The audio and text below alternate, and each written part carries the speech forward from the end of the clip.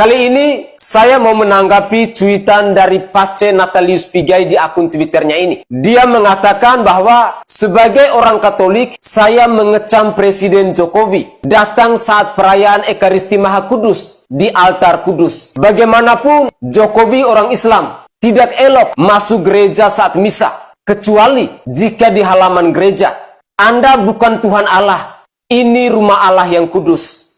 Luar biasa sekali cuitan dari Pace Natalius Pigai ini. Dan pada kesempatan ini, saya mau bertanya kepada Pace Natalius Pigai ini. Apakah ada undang-undang dalam hukum kanonik atau dalam hukum gereja yang melarang seseorang yang beragama lain ketika masuk ke dalam gereja Katolik dan dilarang untuk berdiri di depan mimbar sabda? Tolong kau bedakan baik-baik, mana itu mimbar sabda dan mana itu altar kudus. Jangan kau asal bacot, bikin malu orang Katolik saja. Karena bacotan Anda ini sama sekali tidak berkualitas. Bacotan atas dasar kebencian, atas dasar sakit hati. Anda kalau mau jadi orang Katolik yang benar-benar mau mengikuti ajaran Yesus Kristus, jangan hanya belajar agama setengah-setengah. Hukum tertinggi dalam ajaran orang Kristen Katolik itu adalah cinta kasih. Saya ulangi lagi, cinta kasih, biar kau paham.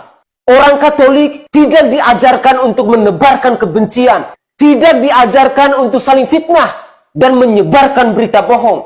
Dan poin berikutnya, saya mau tanya kepada Anda, apakah penglihatan Anda ini masih berfungsi dengan normal atau tidak? Kalau masih berfungsi dengan normal, semestinya Anda bisa lihat baik-baik.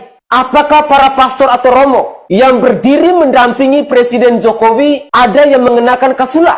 Tolong Anda harus membedakan ini. Mana jubah, mana yang namanya kastola, dan mana yang namanya kasula. Jangan sampai Anda mengaku sebagai seorang Kristen Katolik, tapi jenis-jenis pakaian yang dikenakan oleh seorang romo atau pastor, malah Anda buta alias tidak tahu.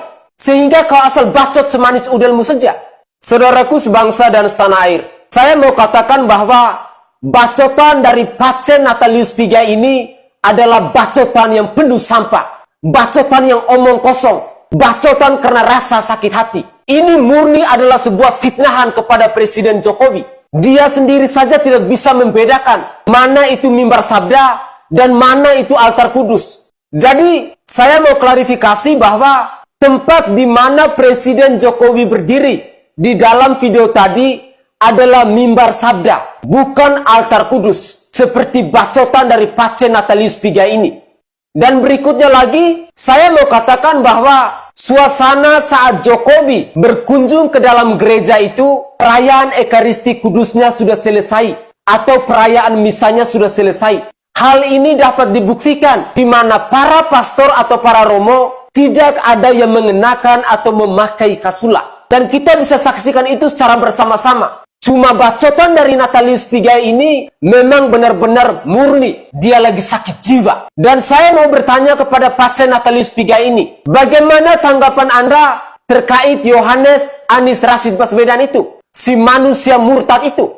Apakah dia hanya berdiri di halaman gereja saat dia berkunjung ke gereja? Atau dia masuk ke dalam gereja? Atau si Rocky Gerung yang beragama Kristen Katolik juga, tetapi memberikan ceramah di masjid beberapa waktu yang lalu itu? Apakah Anda juga berkoar-koar? Atau Anda malah diam melempem? Jangan Anda mengkritik seseorang karena atas dasar sakit hati, atas dasar sakit jiwa, dan atas dasar rasa cemburu. Buka wawasan Anda. Gunakan nalar Anda untuk berpikir dan beropini ke hal-hal yang waras. Jangan kau hanya asal bacot untuk mencari sensasi semata. Cuitan Anda ini jelas bahwa Anda sedang sakit hati. Anda sedang sakit jiwa ketika melihat Presiden Insinyur Haji Joko Widodo disambut meriah dan disambut penuh sukacita oleh orang-orang Kristen Katolik di dalam gereja itu. Kalau Anda iri, katakan terus terang, bos. Jangan Anda memfitnah dan membuat cuitan yang tidak berbobot. Semoga Anda bisa paham ya. Akhir kata, saya dapat menyimpulkan bahwa nilai kekatolikan dari Pace Natalius Pigai ini hanya Katolik secara KTP. Dan saya yakin manusia ini pasti jarang ke gereja untuk berdoa atau untuk sembahyang. Sehingga bacotannya dia benar-benar menampar mukanya sendiri. Ingat, orang Katolik tidak ada yang menjadi orang Katolik abal-abal seperti Anda. Jadilah orang Katolik yang benar-benar mengikuti teladan Yesus Kristus. Saya Sainai dari Provinsi Nusa Tenggara Timur, saatnya rakyat jelata yang bersuara.